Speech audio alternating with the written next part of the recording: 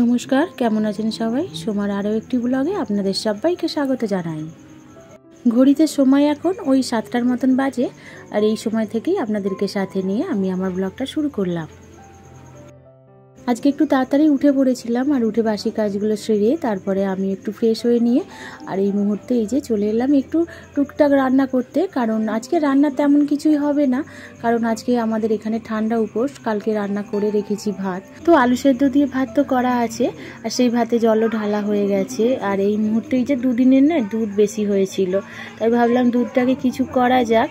আর তাই কি করব, তাই ভেবে ভাবলাম ছানা কাটিয়ে নিই, তো খানিকটা যদি পনির বানানো যায়। তো এই হিসাবে সব দুধটাকে একটু ভিনিগার দিয়ে ছানা কাটিয়ে নিলাম।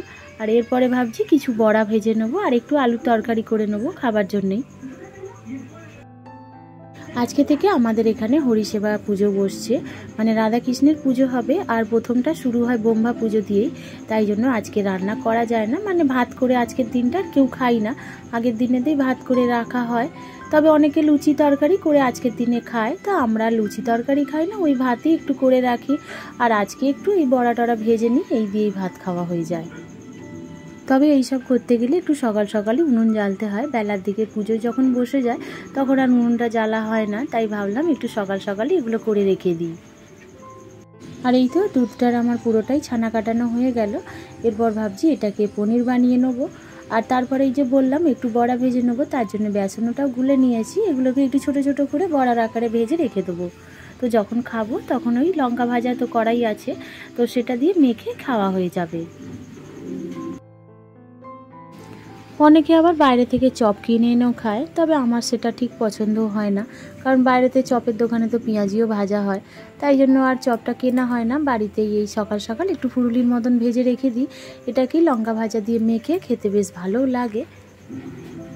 বড়াগুলোকে ভেজে একটু আলুর তরকারিও করে নিলাম, কারণ টিফিনেও তো খাওয়া হবে মুড়ি, তো ওই জন্য একটু আলুর তরকারি করে নিচ্ছি। আর তরকারিটাও করে রাখি না, কারণ এই এত গরমে তরকারি করে রাখলে নষ্টও হয়ে যায়, খাওয়াও যায় না সেইভাবে।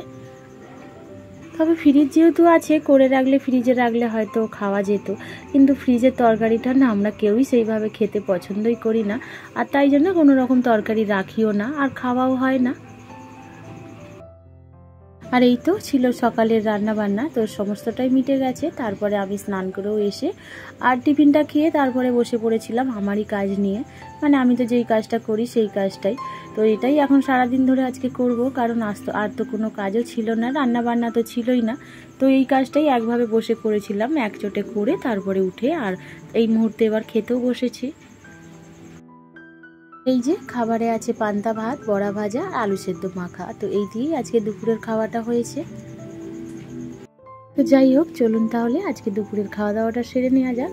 তো দুপুরের খাওয়া দাওয়া সেরে তারপরে একটু বিশ্রাম করে, আর যেই কাজটা করছিলাম মানে আমার কাজটা, সেটা তো তৈরি করেছিলাম কিন্তু গোছানো হয়নি। তো খাওয়া দাওয়া সেরে আর তারপরে এই যে গুছিয়েও নিলাম, কারণ এটা তো আবার বেশিক্ষণ ফেলেও রাখা যাবে না। এই কাঁচাগুলো এইভাবে বেলা পড়ে থাকলে নিচের দিক থেকে একটু লেগেও যায়। আর তাই জন্য খাওয়া দাওয়া সেরে একটুখানি বসেছিলাম, বসে তারপরেই এই কাজগুলো মিটিয়ে নিলাম। আর একটা জিনিস কি হয়, কাজ পড়ে থাকলে না সেইভাবে শুতে বসতেও ইচ্ছা করে না, শুধু মনটা থাকে সেই কাজের দিকে, যে কাজগুলো এখনো পর্যন্ত পড়ে আছে। আর তাই খুব বেশিক্ষণ রেস্ট না করেই তাড়াতাড়ি করে কাজগুলো সেরে নিয়েছিলাম, নিয়ে তারপরে একটু রেস্ট করেছিলাম। তারপরে এই যে এখন আবার সন্ধেবেলা, তো সন্ধ্যের পর আবার উনুন জ্বালতে আছে। তো এই মুহূর্তে রাত্রিরের রান্নাটাই করছি, তবে রাত্রিরে আর আজকে ভাত করে খেতে নেই, সেবেলা তো পান্তা ভাত খাওয়া হয়েছে। আর এবেলা রান্না করছি বলতে লুচি না হয় পরোটা এইসবই করব। আর প্রথমে এই যে একটু ঘুগনি করব বলে কড়াইটা সেদ্ধও বসিয়ে দিলাম। আজকে কাবলি চানারই ঘুগনি করব, তো চানাটা ভেজানোই ছিল, আর সেদ্ধ বসিয়ে দিয়ে তারপরে এদিকে ভাবলাম আটাটা মেখে নিই, ওদিকে সেদ্ধ হয়ে যাবে, তারপরে ঘুগনিটা একটু মশলা দিয়ে বসিয়ে দিয়ে তারপরে এদিকে পরোটাগুলোও ভেজে নেবো। আর সেবেলা সেই দুধ কাটিয়ে যে ছানা করে পনির বানিয়েছিলাম, তো ভাবলাম সেই পনির দিয়ে আজকে চানাটা করব। আর এইদিকে এই যে ছোলাটা আমার সেদ্ধ হয়ে গেছে, তো ভাবছি আগে পরোটাগুলো করে নিই, তারপরে লাস্টে না হয় ঘুগনিটা করব। ঠান্ডা উপোস থাকলে অনেক জায়গাতে হয়তো সারাদিন আর কোনো রান্না করেই খায় না, তবে আমাদের এখানে সবাই রান্না করে, তাই দেখা দেখি আমিও করে খাই, কারণ সবাই যেহেতু করছে তো আমার করতেই বা বাধা কোথায়। তাই দিনের বেলা ভাত করে খাই না, তবে অনেকে ভোরবেলা উঠে ভাত রান্না করেও রেখে দেয়, পান্তা ভাত করে না। তো তবে সেই জিনিসটা আর করি না, ওই পান্তা ভাতই রেখে দিই। আর রাত্রেবেলা এই কিছু লুচি না হওয়া পরোটা এইসব করে ফেলি। আর এই যে এদিকে আমার পরোটাগুলো হয়েও গেছে, আর তারপরে এই যে ঘুগনিটা করে নেবো। আর পনিরটা কেটে নিলাম, কারণ পনিরটার কথা ভুলেই গেছিলাম। এদিকে তরকারিটা বেশ খানিকটা বসিয়েও দিয়েছি, তাই পনিরটা আর আমার ভাজা হয়নি, ওই মশলার সঙ্গেই কষে নিয়েছিলাম। রোজ যার থেকে গরুর দুধ নিই, দুধটা এতটাই পাতলা দেয় যে ছানা খুব কমই হয়েছে। প্রায় 2 কেজির মতন দুধ কাটিয়ে ছানা করলাম, আর পনির হয়েছে মাত্র এইটুকুনি। তো যাই হোক, এইটুকুনি পনির দিয়ে আর এই তো কষে নিয়েছি। আর কড়াইয়ের সঙ্গে খানিকটা আলুও সেদ্ধ করে নিয়েছি। আলুটাকে একটুখানি হাতা দিয়ে মানে ভেঙে ভেঙে দেবো, কারণ এরকম করে দিলে বেশ তাহলে ঘুগনিটা বেশ গাঢ় গাঢ় খেতে লাগে আর ভালোও লাগে। আর যেহেতু কাবলি ছোলারই ঘুগনি করছি, তো ছোলাটা তো সেইভাবে গলেও না, একটু যেন শক্ত শক্তই থাকে। যতই ভালো করে সেদ্ধ করা হোক সেই গোটা গোটাই থাকে, ওটা খুব একটা গলতে চায় না। আর তাই জন্য এইভাবে আলুটা দিয়ে দিলাম, আর দিয়েই তো ছোলাটাও দিয়ে দিলাম। এভাবে করলে কি হয়, একটু বেশ গাঢ় গাঢ় হয় আর বেশ ভালোও লাগে খেতে।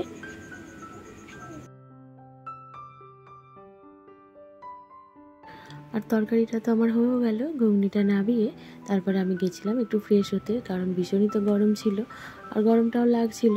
তাই ভাবলাম রান্নাটা করে নিয়ে একচোটে একটু ফ্রেশ হবো, কারণ বিকালে আর সেইভাবে ফ্রেশ হইনি। রাত্রির দিকে এই সময় একটু ফ্রেশ হলে না বেশ ভালোও লাগছে। আর এখন কিন্তু এই যে রাত্রির খাবারটাই সবাই মিলে খেতে এলাম। আমার আজকের ভিডিওটি আপনাদের কেমন লাগলো অবশ্যই একটা কমেন্ট করে জানাবেন। আর আমার ভিডিও যদি কোনো কিছু ভালো লেগে থাকে তাহলে প্লিজ একটা লাইক করে দেবেন। আর আমার চ্যানেলে যদি আপনারা নতুন হয়ে থাকেন তো আপনারা চাইলেও আমার চ্যানেলটিকে সাবস্ক্রাইব করে আমার এই ছোট্ট পরিবারের একটু পাশেও থাকতে পারেন। আর যারা যারা আমার চ্যানেলটিকে সাবস্ক্রাইব করে ফেলেছেন তাদেরকে অসংখ্য ধন্যবাদ। তাহলে চলুন আজকে রাতের খাবার খেতে খেতে আর ভিডিওটাও এখানে শেষ করে আপনাদের থেকে বিদায় চেয়ে নিচ্ছি। আবারও দেখা হবে নতুন ব্লগে। সবাই খুব ভালো থাকবেন।